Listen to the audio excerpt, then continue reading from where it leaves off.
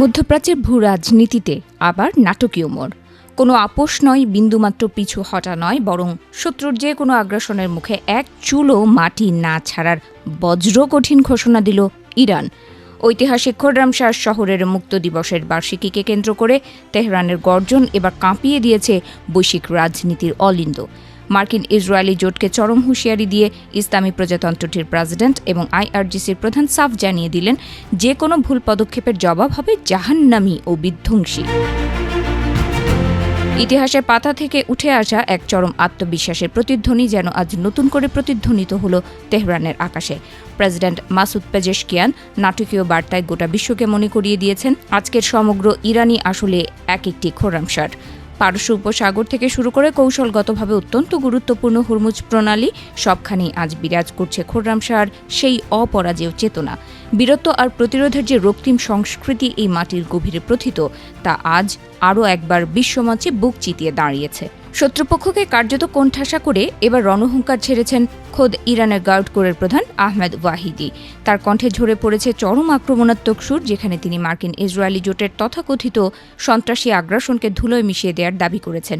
তার মতে, ইরানের সশস্ত্র বাহিনীর সাম্প্রতিক সুনির্দিষ্ট ও বিধ্বংসী পাল্টা আঘাত শত্রুদের এতটাই দিশেহারা করে দিয়েছিল যে তারা চরম অপমানজনকভাবে যুদ্ধবিরতির জন্য ভিক্ষা করতে বাধ্য হয়েছে। আজকের ইরান আর অতীতের সেই দুর্বল রাষ্ট্র নয়, বরং স্বনির্ভরতা আর সক্রিয় প্রতিরোধের এক অপ্রতিরোধ্য দুর্গ। 1982 সালের খোররামশাহ যুদ্ধের সেই রক্তক্ষয়ী শিক্ষা বুকে নিয়েই আজ ইরান মহিমান্বিত। পরমাণু প্রযুক্তি, অত্যাধুনিক ক্ষেপণাস্ত্র ব্যবস্থা এবং প্রতিরক্ষা থেকে শুরু করে নিখুঁত আক্রমণাত্মক সক্ষমতা, সব মিলিয়ে ইরান আজ এমন এক উচ্চতায় পৌঁছেছে যা দেখে চিরশত্রুরা তাদের সামরিক সমীকরণ বারবার পুনর্মূল্যায়ন করতে বাধ্য হচ্ছে। আইআরজিসি কমান্ডারের এই হুঁশিয়ারি শুধু কথার কথা নয়, বরং এক চরম বাস্তবতার মুখোমুখি দাঁড় করিয়ে দিয়েছে পশ্চিমাদের। তিনি স্পষ্ট ভাষায় জানিয়েছেন, জল, স্থল, আকাশ, মহাকাশ কিংবা সাইবার দুনিয়া, সবকটি ফ্রন্টেই ইরানের সশস্ত্র বাহিনী আজ ইতিহাসের সর্বোচ্চ স্তরের প্রস্তুতি আর প্রতিরোধ ক্ষমতা নিয়ে ওত পেতে বসে আছে। এই অবস্থায় ইরানের সার্বভৌমত্বে আঘাত হানার সামান্যতম চেষ্টা করা হলে আঞ্চলিক এবং আন্তর্জাতিক উভয় স্তরেই নেমে আসবে এক নরককুণ্ডের মতো প্রলয়ঙ্করী প্রতিক্রিয়া।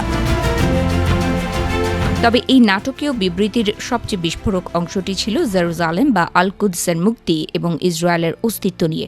খোররামশাহের বিজয়কে আইআরজিসি প্রধান ভবিষ্যতের এক চিরন্তন মডেল হিসেবে আখ্যায়িত করেছেন। তিনি অবলীলায় ঘোষণা করেছেন যে এই প্রতিরোধের পথ ধরেই একদিন অবসান ঘটবে ইসরায়েলি সত্তার, আর এই মহাকাব্যিক জয় এনে দেবে অক্ষশক্তি তথা প্রতিরোধ ফ্রন্ট এবং গোটা মুসলিম বিশ্বের আপোষহীন যোদ্ধারা। পর্দার আড়ালের কূটনৈতিক খেলা নিয়েও এক চিলতে রহস্য আর হুঁশিয়ারি রেখে দিয়েছেন ইরানি জেনারেল। যুদ্ধ অবসানের আলোচনা কিংবা পর্দার পেছনের কূটনীতি চললেও ইরানের সাধারণ মানুষ কিন্তু চোখ কান খোলা রেখে গভীর সতর্কতার সাথে শত্রুর প্রতিটি পদক্ষেপ পর্যবেক্ষণ করছে। জাতীয় ঐক্য এবং প্রখর দূরদর্শিতাকে হাতিয়ার করে শত্রুর যে কোনো গোপন ষড়যন্ত্র বা শয়তানি চক্রান্ত নস্যাৎ করতে তেহরান এক সেকেন্ডও দ্বিধা করবে না, তা আজ দিবালোকের মতো স্পষ্ট।